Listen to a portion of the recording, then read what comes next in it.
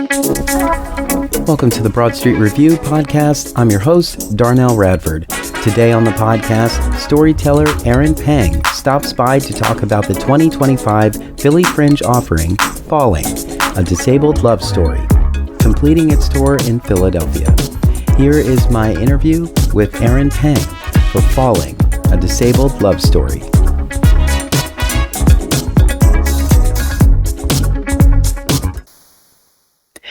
And welcome back to the Broad Street Review podcast. I'm your host, Darnelle Radford, and today I continue the coverage of 2025 Philly Fringe Festival.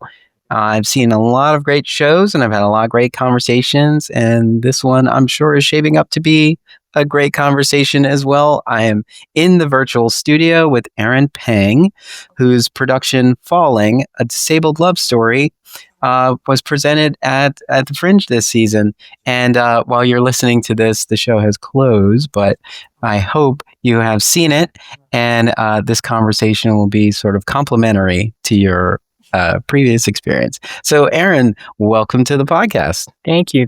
And, you listen to the podcast. If you haven't seen the show, just follow me and, join my mailing list. And next time I'm in Philly or wherever we cross paths with the audience, you can come and buy a ticket and come and see the show.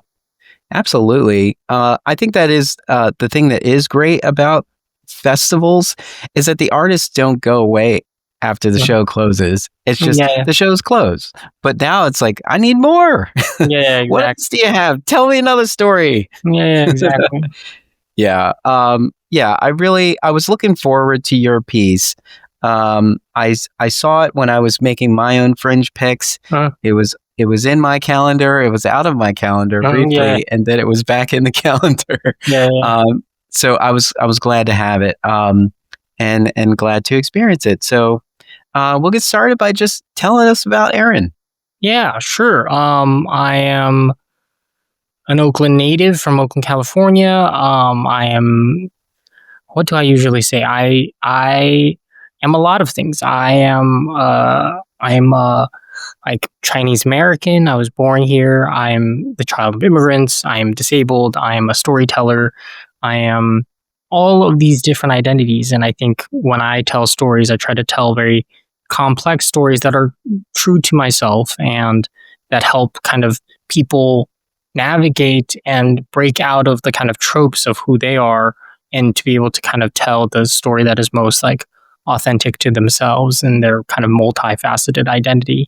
I'm an essayist. I'm recently graduated with my MFA in creative writing from the University of Iowa, and I make podcasts and I do comedy, and I try to dip my toe into a lot of things and try to not limit the types of stories that I tell, both from funny stories to serious stories, or just like this show, which is kind of my biggest piece of work, one that is both funny and serious all at the same time. Cool.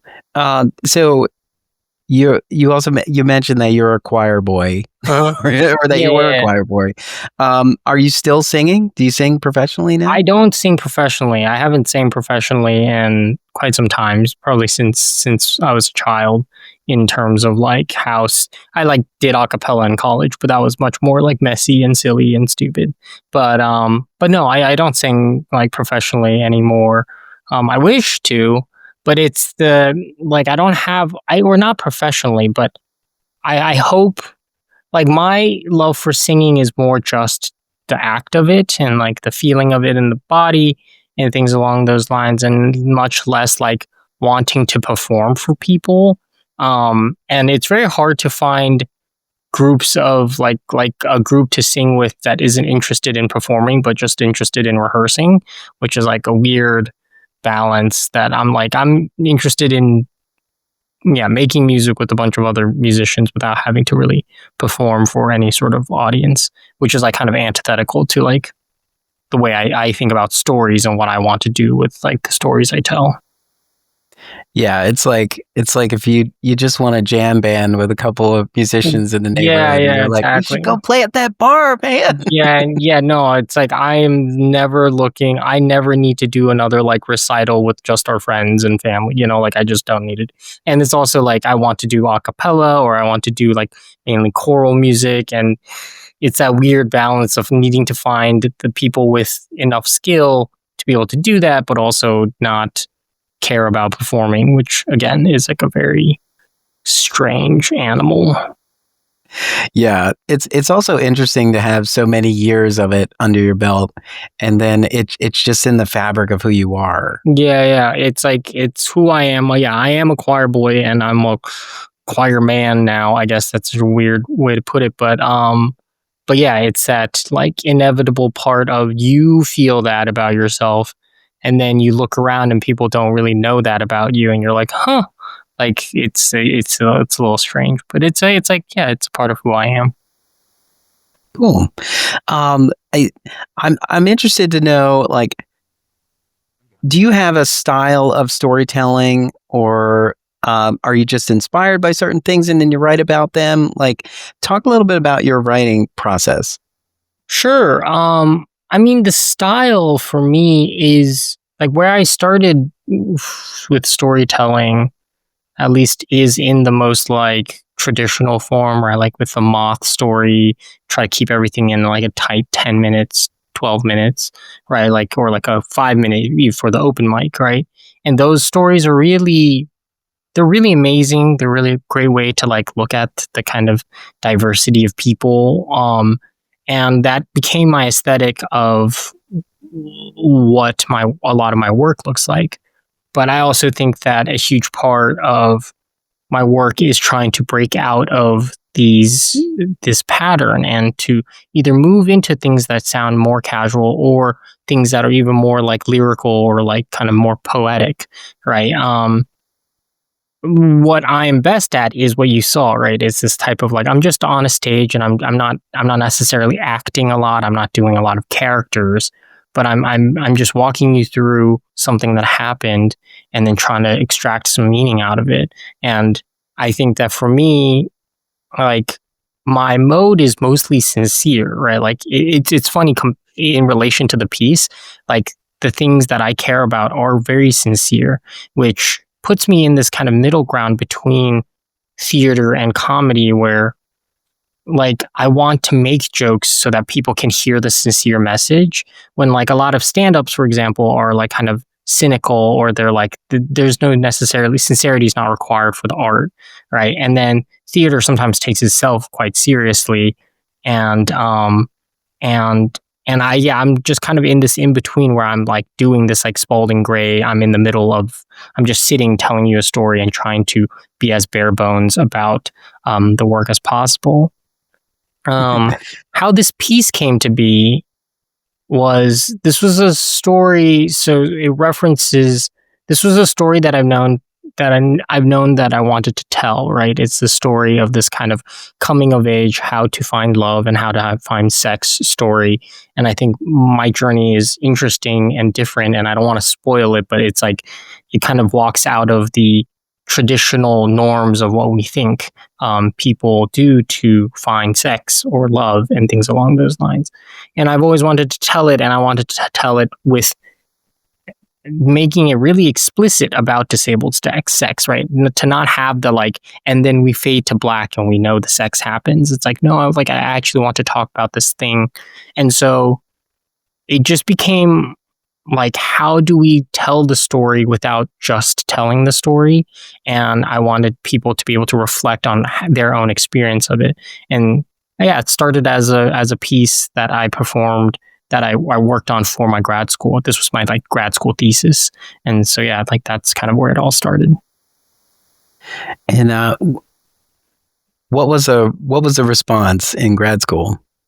I Like, mean, the how response did was the like audience I was receive? I was in like a book writing MFA, right? Like where everyone's like writing for the page, and so it wasn't like a theater MFA, and so like a lot of people didn't know how to respond to it because it is quite like legible and there's this like fun twist in the middle, and the response has always been positive, right? The response has always been like, because there, in some ways, it's like because there's so little like disabled art about disability. Like there's a lot of art about illness, about the journeys of illness, and like in some ways, I've seen friends who get excited, like in this really kind of dark way, where they'll like like I know a friend who went into the hospital for a few days for this like really intense thing, and then you could tell they were really excited to tell that story because now something has happened, right? And I wanted to take a step further and to tell a story that is like very complicated with disability, but like the disability isn't necessarily like, it is the core, but it isn't like a plot point, right? And so the feedback was people were like, we like it, but they didn't know exactly how to like make it better or provide feedback because there's so little like disabled art like this, right?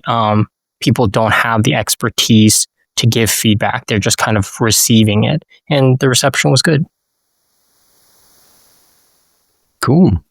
And so there are elements of this piece that I really enjoy. For one, it's like you're in real time sort of analyzing the audience by acknowledging what we've all done. and I think it's interesting. It's not necessarily a gut punch, but sort of it gives you pause to say like, wow, I was hanging on every word, and I probably had this foundation in place to just receive whatever you were about to give us. Yeah, I think that, I mean, a gut punch is a gut punch. I've heard I've heard people describe the show this way, right? Because a lot of this particular brand of, I think, Western ableism is this patronizing, like, we believe, like, they've over this like neoliberal like perception of disabled people is very patronizing, of being like, you guys should not give up, or you're so brave for just existing, and things along those lines, right? And when you first look at those feelings, they feel really positive, right? They're like, look at us celebrating how far you've come, your achievements of living with a disability. Like, look at how happy we are to hear your story. And but there's like, in some ways, like there is an inherent like this kind of over positivity is kind of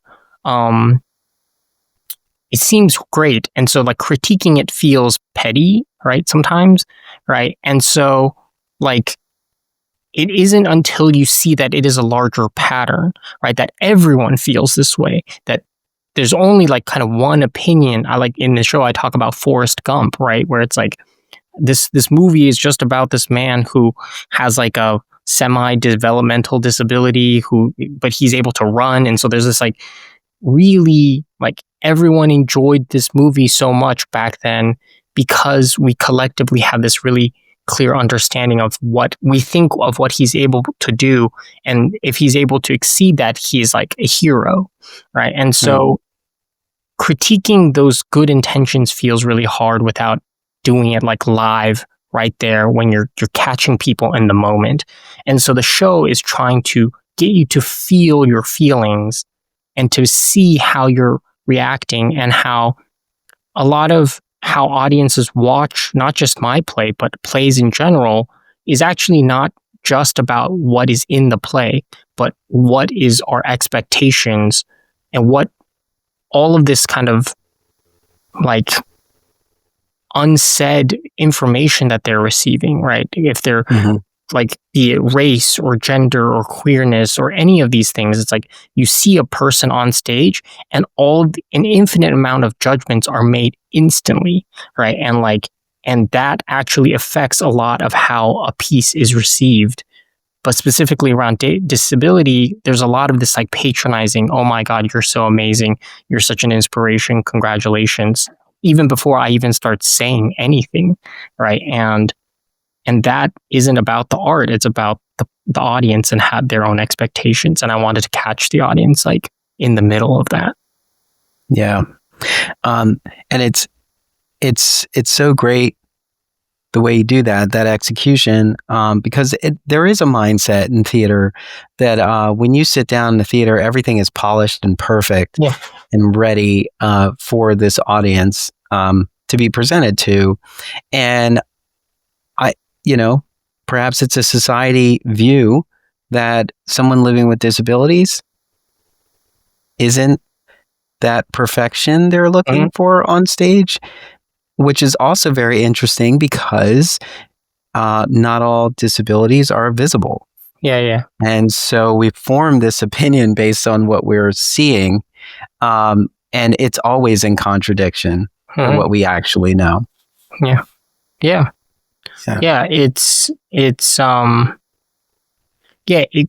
My director Connie, and who's also my partner, we talk a lot about my existence on a stage, and what that looks like, right? And how, I walk in crip time, right? Like the pacing and the way that I move through space is at a different pace than like an able-bodied or a physically able-bodied like actor, right? And that also creates discomfort within the audience, or it creates difference in pacing. And like in the initial kind of versions of the show, like I was a lot less mobile. I was like walking a lot less. I was just kind of sitting because I was like, oh, I don't want to like limp across the stage or anything like that.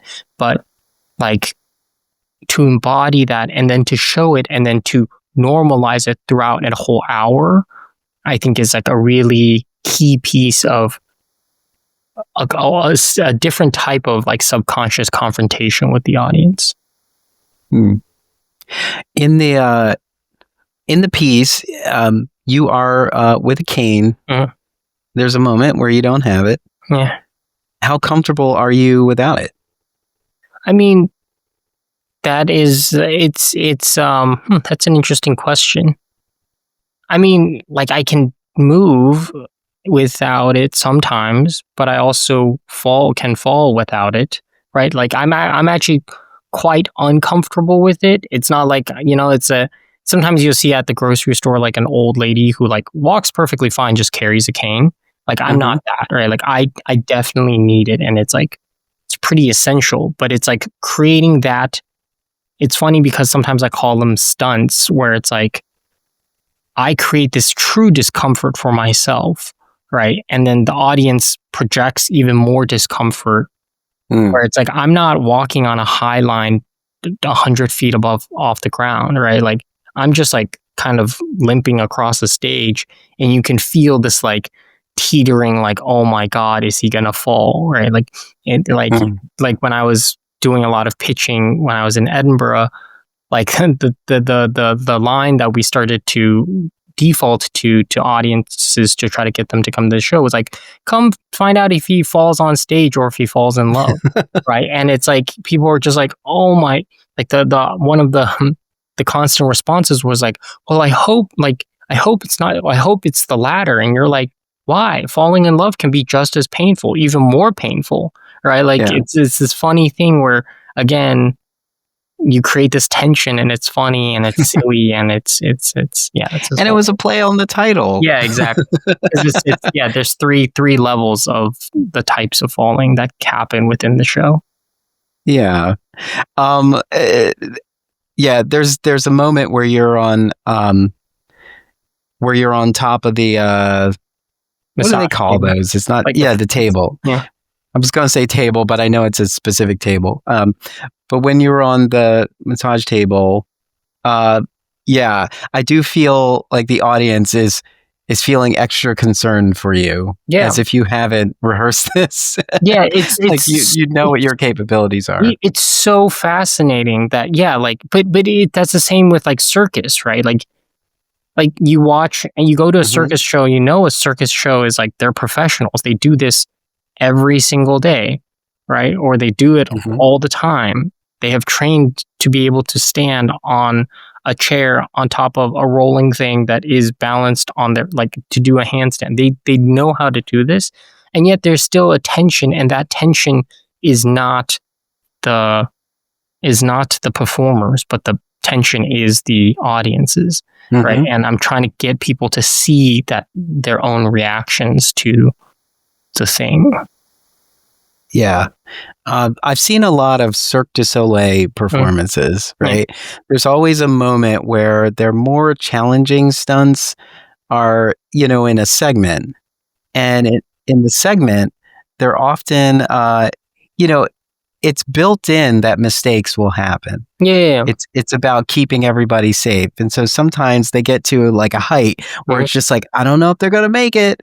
And if they don't make it, the audience is still rooting for them. And it's like, no, you'll get it next time. And then they finally do it. And everyone's like, yeah, that's what we came for. But we came for that whole process of like, I know you've practiced and you're good at this, and it still may not work out. And so if it does, we're just celebrating the fact that we saw it. Yeah. And for Cirque du Soleil, they're doing something that very few people can do. But my stunt does exactly the same thing, but I'm literally just like standing up from the ground, right? And it's just this like, you just look at the difference in expectation and in ability, and you can create that tension without having to be 100 feet off the ground, which I find very delightful and silly. Because it's still a kind of manipulation and playing with the audience in this very particular way. And so you brought this piece to Edinburgh this year? Yeah. And so what was that like? How long did you stay? And I was there for the full month. I did the full run. Wow. It was really hard, really fun, really chaotic. It was like very expensive. It's very interesting because, like, even though it's an international festival, it is still very like UK based, right? And so there's this very interesting thing of seeing the UK audience is actually quite different from the American audience, right? Like, Americans are way more down to laugh about disability, to be like on the inside of the joke. They're way more like, it's way easier to get them to be like, oh yeah, we're like comfortable laughing about this thing now. There's a part of like the UK culture of being proper and things along those lines that they're like much less comfortable laughing about disability because of whatever, right? And it's this like very surprising thing. So the audience is a lot more quiet in Edinburgh. The second thing that we experienced, because it's such a big festival, is that like disability is not, it's like a niche subject, right? Like, in terms of like minority identities, like it is probably the least well represented in terms of like, there isn't a movement being like about like disability representation, right? Like, and disability is such a diverse group of like, autism and my spinal cord injury all fit within the same like category, when inherently our like experiences are like wildly different, right? And because it was so easy to see what audience chooses, like in the show, I critique people's want for a happy ending, and it's like people, when they see stuff, when the show is called Falling, a disabled love story, the word disabled is actually a little bit dirty or a little bit like not exactly appealing to a lot of people. And that was quite surprising and felt quite different than like kind of American audiences who are way more down for like not just the weird, but like something that might be challenging, because we felt it in the way that people were selecting tickets and stuff like that. Like, we got plenty of audience members. Like, we did well for a first run, but it was also this very distinct thing where you're like, like it's not like people would prefer to go watch a show that is just pure good feelings and happiness rather than a show that might have some discomfort in it, especially around disability. Yeah. Did you have to change any elements of the story for an international audience? I mean, Like, I know sometimes jokes don't land. Oh You yeah, know, because sure, they're sure. Like, I mean, the joke about Costco is like very hard to land because there isn't like a like Costco exists in Scotland, but also like doesn't have the institutional like memory that Costco has in the States.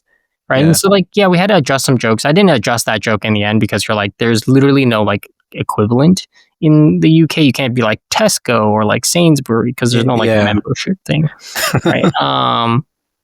But I'm trying to think. I think that like I was always hesitant to lean into because there's that moment where I reveal. So there's like a choose your own adventure aspect to the show at the end, right? Yeah, Mhm. I get to pick one ending where they hear about like my frustrations with my disabled body, or an ending where I get to talk about like the new pleasures that I've learned about my disabled body. And this is like there's a choose your own adventure, and I think the things that you heard in your performance, that final moment where I talk about the results of this vote and how like it's kind of a very one-sided vote all the time, right? Um, that that people always choose this, like they want to hear about new pleasures. Mhm. Like that text and what I say at the end of that reveal of the how often people choose this happy ending got really refined during my run there because I really wanted to drive home the point. And so, like, initially, I would just reveal the score and be like, you guys always pick the happy ending without saying, like, and therefore. Mhm. And I realized that were like not even getting it. They were like, they were like kind of still not fully getting what it means that, like, this is what ableism looks like, right? This is that you always want a happy ending disabled story, and that Mhm. actually limits the types of story and the type of representation disabled people can have like on stage and in the world in general, right? It's like there's a huge history of erasure of disabled people and our ability to take up public space because of our disabilities. Yeah.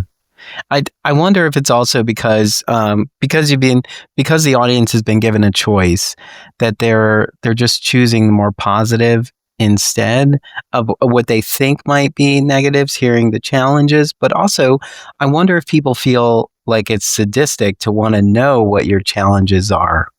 Yeah.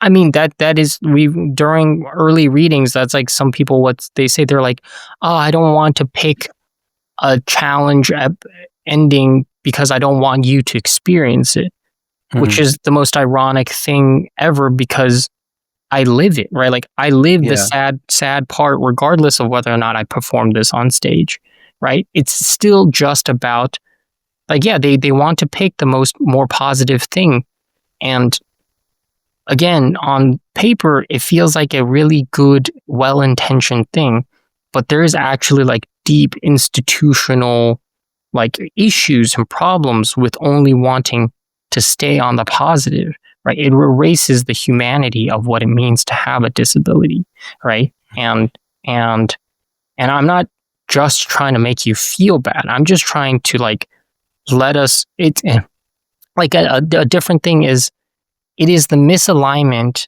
between how theater loves the idea of being like, we love human stories and vulnerable stories, and we want all these things, right? We want you to share, and it's so vulnerable, and we love vulnerability.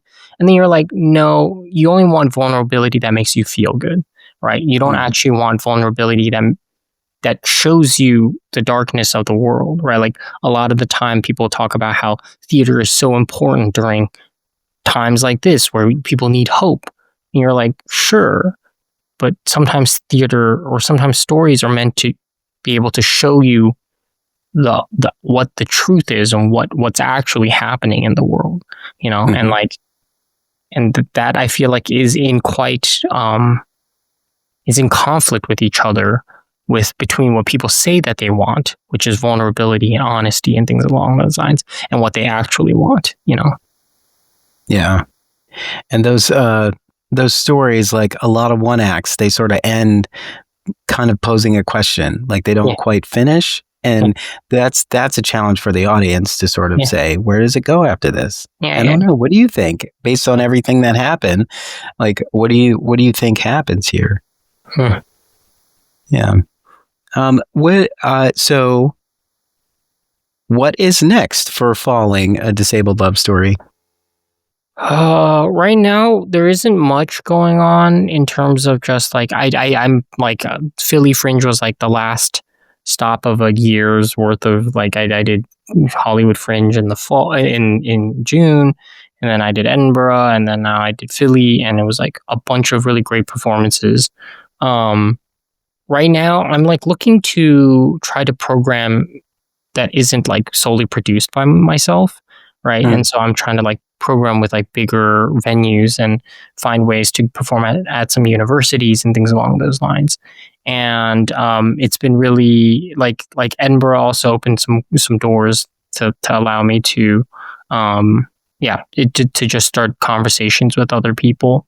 But I would love to find theaters find theaters in different cities to be able to like do like a 2-3 week run kind of deal. Like to tour in that way would be really, really fun and really exciting. But I've also been working on this show for like 3 years now, and it's reached a really good point. And there's a part of me that wants to start looking at like going to Edinburgh was really inspirational in terms of like seeing a bunch of different shows and looking at a bunch of different art and coming up with ideas that I'm like, oh, I'm excited for something new. And that has been, that there are some stories that can happen that I want to write, but it's a blank page right now. And justifiably so. You know, you're at the end of a crazy run. You know? Yeah, and it still also just feels like the beginning of the like life of the show in terms of reaching like larger audiences, right? It's like it's great. Like I had pretty good audiences at Philly Fringe. It was like 15 to 30 people, which is like great. You know, like I'm not complaining at all. But I would love to be in theaters with like more support and to think about the show with like to push the staging of the show and maybe even the tech and the design of the show, because the show is quite like lightweight right now. Yeah. I've asked every artist in the festival this because I think it's important for people to understand this about artists. What do you need as an artist in order to allow your work to shine?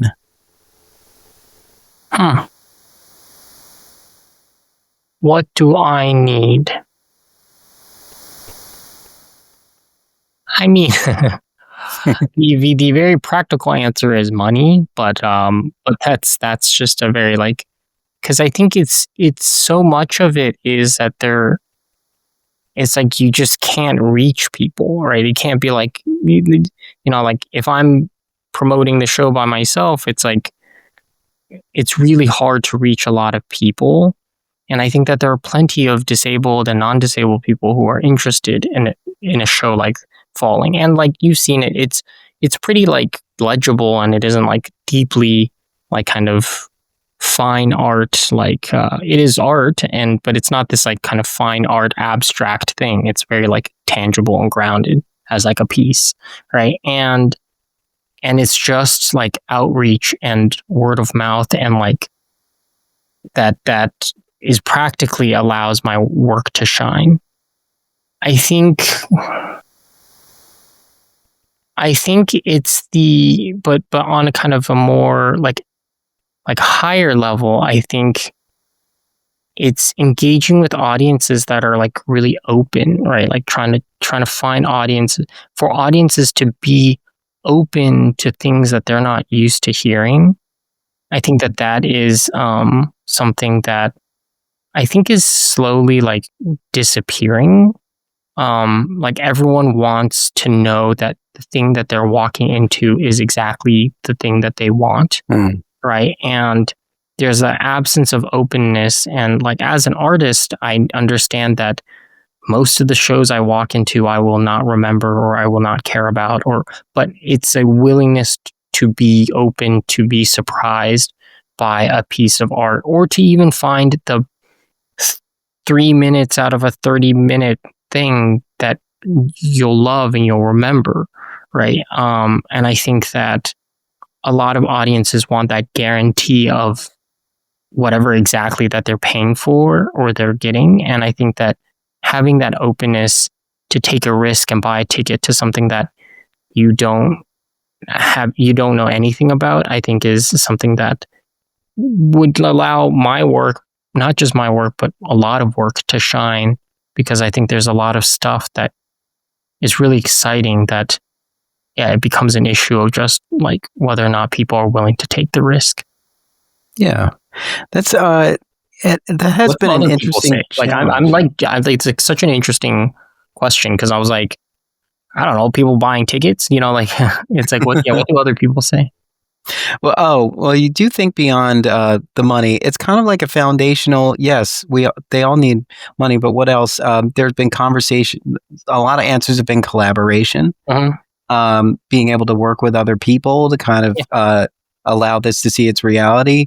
I've asked it because sometimes, you know, in order to enter into the development process, you either need time away from your job, you know, which is compromising if you don't have a job that offers paid time off or vacation or things like that. But you also need to keep everything running while you focus on your art. And you do need a lot of time. And the people who don't really understand that, they're often saying, oh, you can squeeze it in here, you know, an hour here, 45 minutes there. Like, it's true, but not realistic. Like everything that's worth doing took some time to do. And you can make a lot more happen if you can have a concentrated amount of time. Yeah. I mean, those are, again, it's like, it comes down to just like resources, right? Like, I think collaboration is huge. I think it is, you're right. It's like having the people to listen to, the spaces that are willing to host you for readings and things along those lines, and advocates for your work, right? Like, for me, it's like, I'm already thinking about like the audience at the end, but sometimes it's like 2 or 3 like super connectors who are like able to be real champions for the work. Like, for me, it's like for producers to want to be champions of disabled work, to be like, we need to hear this message about disability. I think will really change the trajectory of the work. Yeah. And I think these answers are useful for producers to hear. Because I think there's a lot going on where the focus is about like sustainability, like how do you keep this place open so it can be here in a few years when perhaps we can breathe a little easier, but at the same time to not lose sight of what we're here to do. We're here to tell stories, new stories, relevant stories, and sometimes going to the canon for something old, you have to stretch to pull the relevance in today when there is a new story right here just waiting to be realized. It's just interesting, and it's good for people to know, because I think there are people who are waiting for their signal to move in the direction that I think many artists want the industry to move into. There's so much of like what we've always done. It feels like a dismantling and not an evolution. And so I think sometimes just hearing this is really helpful to be like, we're not dismantling. It's not about dismantling. It's about reimagining how we move forward. Dismantling what? What are you talking about? Like norms of just the way we've always done things, which doesn't make much room for new work. And so it's just that understanding and that conversation, so people can see like, oh yeah, I do need to be on the side of bringing new work to the stage and not just trying to find something that might bring people in. Yeah, absolutely. Well, Aaron Pang, it was great chatting with you. It was great learning more about the journey of Falling, a disabled love story. I'm glad you're back at home now, and you can get some sleep for a bit and not think about performing for a bit until you till you do what's next. But I hope you stay in touch. And thank you so much for taking the time to chat with me. It was truly a pleasure. All right. Thank you very much. Bye.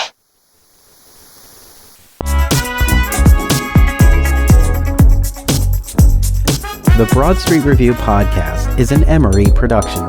If you would like to be a guest on the podcast, visit us online at em3ry.com. To get involved with Broad Street Review, head on over to the website at www.broadstreetreview.com to find out how. Thank you for your part in keeping the conversation going.